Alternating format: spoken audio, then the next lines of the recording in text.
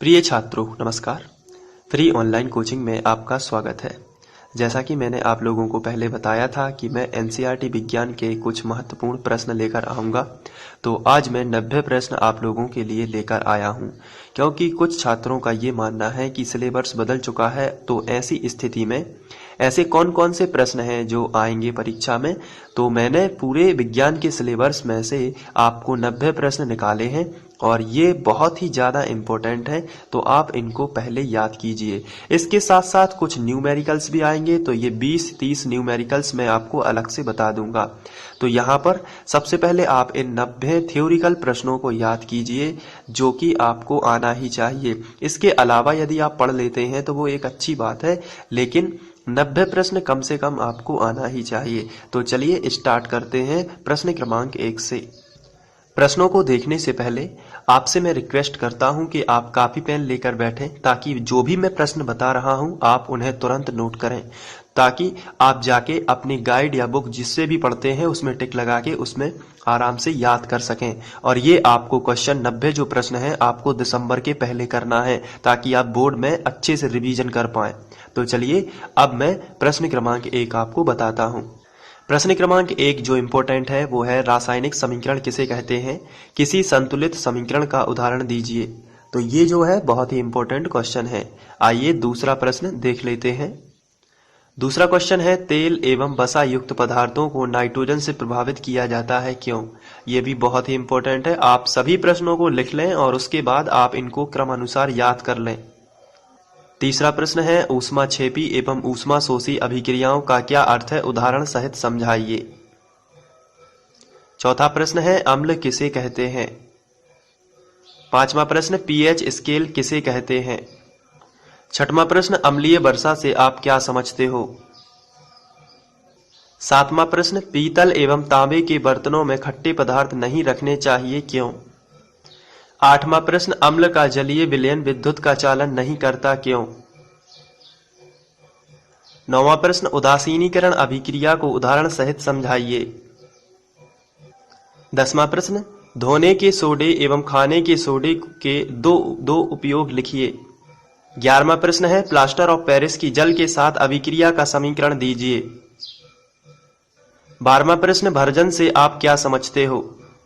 13वां प्रश्न एनोड पंख किसे कहते हैं। 14वां प्रश्न है अपर रूपता से आप क्या समझते हो, कार्बन के 2 प्रमुख अपर रूपों के नाम लिखिए। 15वां प्रश्न सोडियम को केरोसिन में डुबोकर क्यों रखा जाता है। 16वां प्रश्न आयनिक यौगिकों का उच्च गलनांक क्यों होता है। 17वां प्रश्न लोहे में जंग को बचाने के कोई 2 तरीके लिखिए। 18वां प्रश्न है धातु एवं अधातु में अंतर लिखिए। 19वां प्रश्न निम्न की परिभाषा दीजिए, खनिज, अयस्क और गैंग। 20वां प्रश्न हाइड्रोकार्बन किसे कहते हैं, उदाहरण दीजिए। 21वां प्रश्न समावयवी एवं समावयवता से आप क्या समझते हो। 22वां प्रश्न मेथिल क्लोराइड के आबंध निर्माण का उपयोग कर संयोजक आबंध की प्रकृति समझाइए।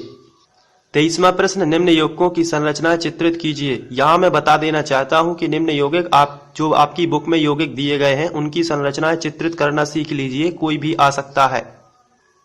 24वां प्रश्न साबुन की सफाई प्रक्रिया की क्रिया विधि समझाइए। 25वां प्रश्न मेंडलीफ की आवर्त सारणी से आप क्या समझते हो। 26वां प्रश्न आधुनिक आवर्त नियम क्या है, यह किसने दिया। 27वां प्रश्न मेंडलीफ ने अपनी आवर्त सारणी तैयार करते समय कौन सा मापदंड अपनाया। 28वां प्रश्न आपके अनुसार उत्कृष्ट गैसों को अलग समूह में क्यों रखा गया। 29वां प्रश्न सभी पौधे दिन में प्रकाश में ऑक्सीजन एवं रात्रि में कार्बन डाइऑक्साइड देते हैं, क्या आप इस कथन से सहमत हैं। 30वां प्रश्न स्वयंपोषी एवं विषमपोषी पोषण में क्या अंतर है। 31वां प्रश्न हमारे आमाशय में अम्ल की क्या भूमिका है। 32वां प्रश्न पाचक एंजाइमों का क्या कार्य होता है। 33वां प्रश्न हमारे शरीर में वसा का पाचन कैसे होता है, यह प्रक्रम कहाँ होता है। 34वां प्रश्न हमारे भोजन में पाचन में लार की क्या भूमिका है। भोजन के पाचन में लार की क्या भूमिका है। 35वां क्वेश्चन जाइलम एवं फ्लोएम में पदार्थों के वहन में क्या अंतर है। 36वां प्रश्न है जल से बाहर निकालने पर मछलियां मर जाती हैं क्यों? 37वां प्रश्न, एक धमनी एवं एक सिरा में अंतर स्पष्ट कीजिए। 38वां प्रश्न, प्रकाश संश्लेषण की क्रिया के लिए पत्तियों में कौन कौन सी विशेषताएं होनी चाहिए? 39वां प्रश्न, प्रकाश संश्लेषण की क्रिया समझाइए। 40वां प्रश्न, नेफ्रॉन की संरचना एवं क्रियाविधि समझाइए। 41वां प्रश्न, क्या होता है जब हमारे खाने में आयोडीन की कमी हो जाती है? 42वां प्रश्न, हम एक अगरबत्ती की गंध का पता कैसे लगाते हैं? 43वां प्रश्न, प्रतिवर्ती क्रिया में मस्तिष्क की क्या भूमिका है? 44वां प्रश्न, पादप हार्मोन क्या है? 45वां प्रश्न, तंत्रिका कोशिका का नामांकित चित्र बनाइए। 46वां प्रश्न, प्रतिवर्ती चाप का नामांकित चित्र बनाइए।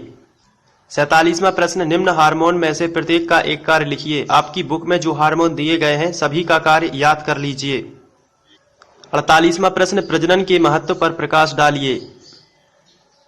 49वां प्रश्न, स्वपरागण एवं परपरागण में अंतर स्पष्ट कीजिए। 50वां प्रश्न, मुकुलन क्या है? 51वां प्रश्न है, जनन सजीवों का एक महत्वपूर्ण लक्षण है। इस कथन के पक्ष में 3 कारण लिखिए। 52वां प्रश्न है, डीएनए प्रकृति का जनन में क्या महत्व है?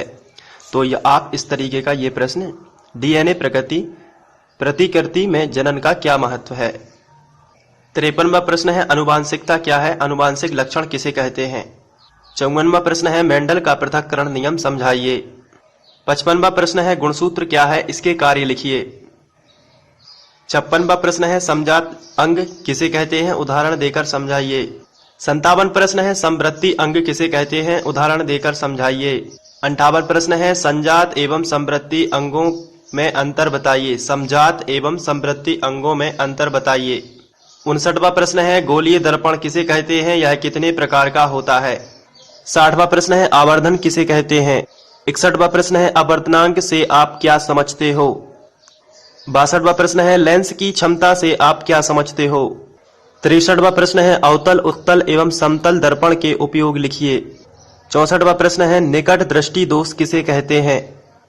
65वां प्रश्न है, वर्ण क्रम किसे कहते हैं? 66वां प्रश्न है, विचलन कोण किसे कहते हैं? 67वां प्रश्न है, प्रकाश का प्रकीर्णन किसे कहते हैं? 68वां प्रश्न है, स्वच्छ आकाश नीला क्यों दिखाई देता है? 69वां प्रश्न है, हम वर्षा होने के बाद ही इंद्रधनुष को क्यों देखते हैं? 70वां प्रश्न है, व्याख्या कीजिए कि ग्रह क्यों नहीं टिमटिमाते हैं? 71वां प्रश्न है, नेत्र की समंजन क्षमता से आप क्या समझते हो? 72वां प्रश्न है, सिद्ध कीजिए कि सूर्य का प्रकाश 7 रंगों से मिलकर बना होता है। 73वां प्रश्न है, निकट दृष्टि दोष किसे कहते हैं? इस दोष से उत्पन्न होने वाले कारण लिखिए। 74वां प्रश्न है, विद्युत विभव किसे कहते हैं? 75वां प्रश्न है, विद्युत धारा किसे कहते हैं? 76वां प्रश्न है, विद्युत धारा द्वारा प्रदत्त ऊर्जा की दर का निर्धारण कैसे किया जाता है? 77वां प्रश्न है, प्रतिरोधों को समांतर क्रम में व्यवस्थित करने पर तुल्य प्रतिरोध की गणना कीजिए। 78वां प्रश्न है, चुंबकीय क्षेत्र किसे कहते हैं? 79वां प्रश्न है, विद्युत चुंबकीय प्रेरण किसे कहते हैं? 80वां प्रश्न है, दिक् परिवर्तक किसे कहते हैं?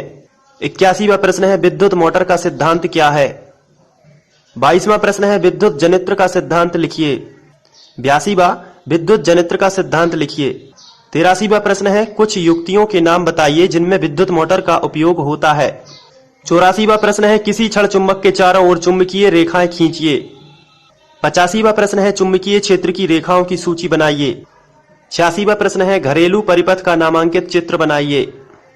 87वां प्रश्न है, विद्युत फ्यूज क्या होता है? इसकी बनावट का सचित्र वर्णन कीजिए।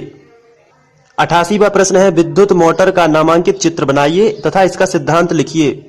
89वां प्रश्न है, मानव नेत्र बनावट तथा कार्य लिखिए। और अंतिम प्रश्न है, हमें वन एवं वन्य जीव का संरक्षण क्यों करना चाहिए?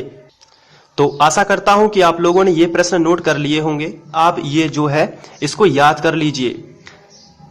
मेरे कहने का मतलब ये है कि कम से कम ये 90 प्रश्न तो आपको याद होने ही चाहिए। इसके अलावा एक्स्ट्रा जो आप पढ़ लेते हैं वो बहुत अच्छी बात है, आप एक्स्ट्रा भी पढ़ लीजिए, कुछ न्यूमेरिकल्स भी करना है। तो इस तरीके से आप विज्ञान की तैयारी अच्छे से कर पाएंगे और इन 90 प्रश्नों को आप अभी से ही याद कर लीजिए ताकि आप दिसंबर के बाद जनवरी में इनका रिवीजन कर पाएं। तथा इन प्रश्नों को अपने दोस्तों के साथ भी शेयर कीजिए ताकि वो भी इससे लाभ उठा पाएं। Thank you.